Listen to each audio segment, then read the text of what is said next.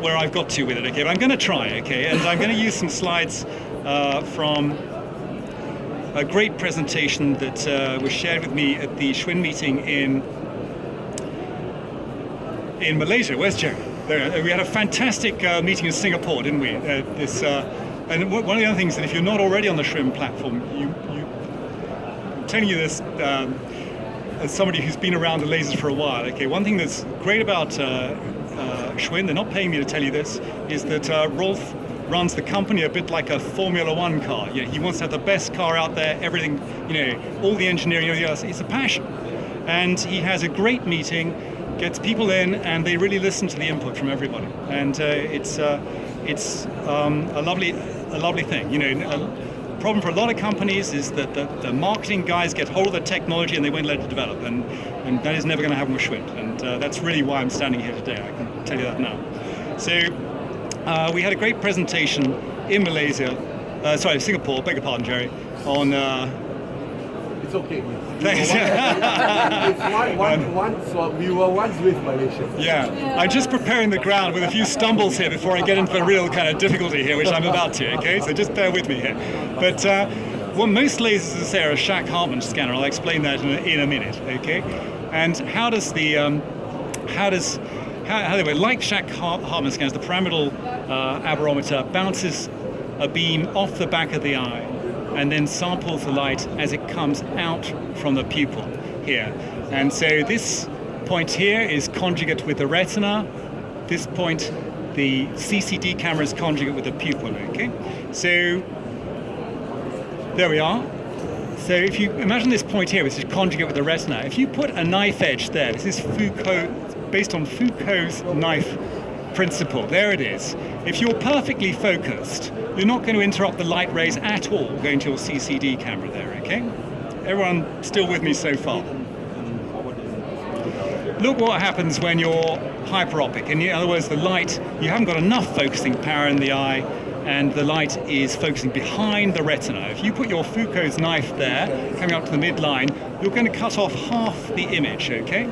So you're going to get a dark shadow on your camera up at the top and a light area at the bottom. So you're starting to see how we're getting optical information from this system by cutting off light rays as they come through here. And so that's what the camera is seeing if you're hyperopic, and if you're myopic, the pattern's the other way around.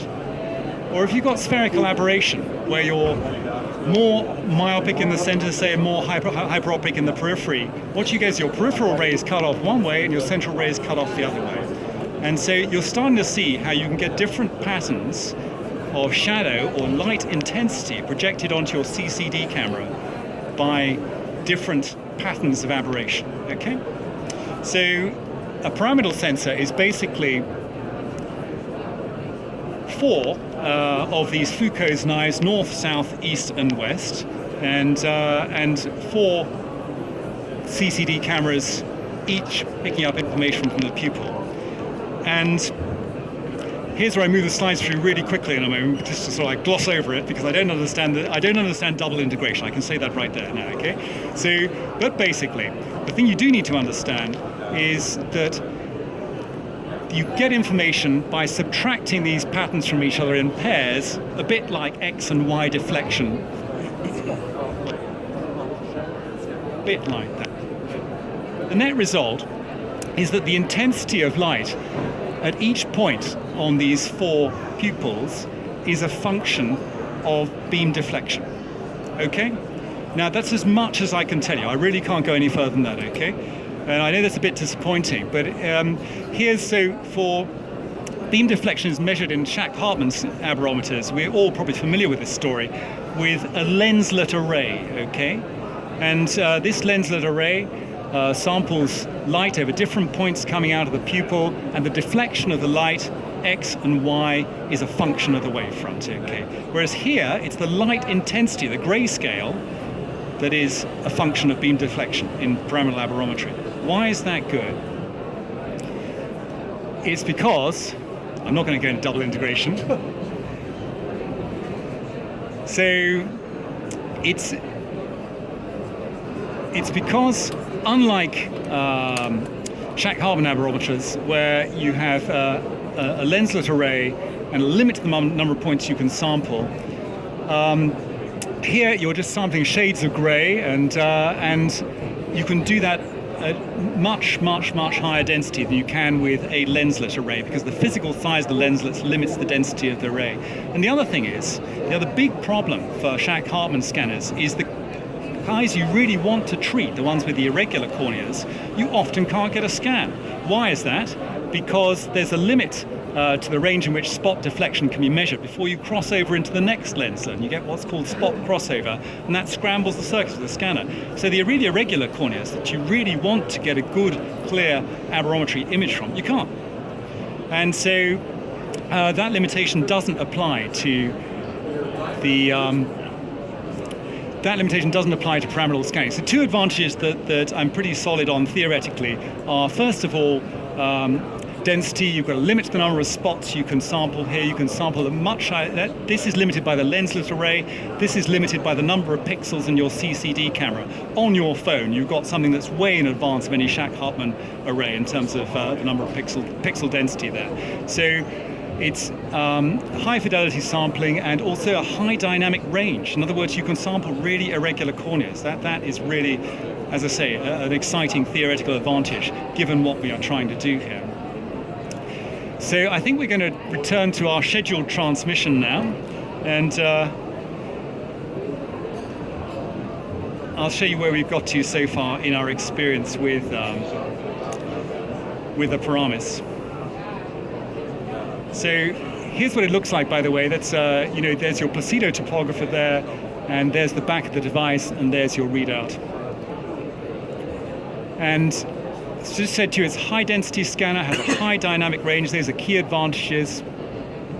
And you've got your Placido topographer built in, and I think that's still the measurement standard for surface topography. And you've got your registration image built in, and all that data can be exported. If you want to do a corneal wavefront treatment, it'll give you your XY deflection just the same as the Scout or the Sirius device would. If you're doing an ocular wavefront treatment, well, you're sampling on the pupil, so you want to send your treatment on the pupil. Good point to keep in mind, by the way, don't use your XY offsets if you're using a wavefront driven treatment. It doesn't work like that, okay? You're not trying to center on the vertex, you're sampling over the pupil and you're delivering the treatment over the pupil, so don't get confused, okay? So you've got your registration image, and you've also got nice software integration. It's the same software that you're used to on the Sirius, so I think we're moving in the direction of having just one software package, very closely integrated to the treatment planning software soon, so you don't have to enter the patient data 3 different times. And in fact, the hope, I'm sure the direction of travel is going to be that your electronic patient record system will export the patient details to your diagnostic devices all over your clinic, and they'll all be ready to go for you, okay? Again, taking human error out of the equation and the possibility for confusion. So most lasers out there are on Shack-Hartmann scanners at the moment, including the Amaris with the IRX3 just now, and the iDesign is another commonly used format. And I'm just going to run you through a measurement now, and so you can see what the patient is seeing when they see the measurement done. So they're looking at the aberrometer here, and this is about the speed it's acquired now. And the images can be acquired very fast with the Peramis potentially, and it's taking the pupil registration image there, and you see quite an, and then it's topography now, okay? So the potential for doing it quite quickly, that's important. The last thing you want is disturbance of the tear film, disturbance of the accommodative state. The faster you acquire an image, the better. It could be improved, and we'll talk about that just now. But that's what the patient's seeing. What have we seen so far? We've been running this scanner alongside what you should always do before you use any new piece of diagnostic equipment is you should have some idea of measurement repeatability. In other words, how good is it? We know it's theoretically better, but is it actually better? And so far, we're not seeing that. So this is same patient scanned on 3 different aberrometers, okay? There's iDesign there, which is a widely used aberrometer. There's Peramis here, and there's the IRX here. And here's manifest refraction. And these are limits of repeatability in diopters, okay? So they're down to about plus or minus a quarter for the best aberrometer here, that's the IRX. And we're up to over a half a diopter for manifest refraction. So you can see there's room for gains if you use your aberrometer, if for no other reason than using it as a starting point rather than retinoscopy if you're manifest refraction, okay? So even if you don't do anything else with it, do that with it, okay?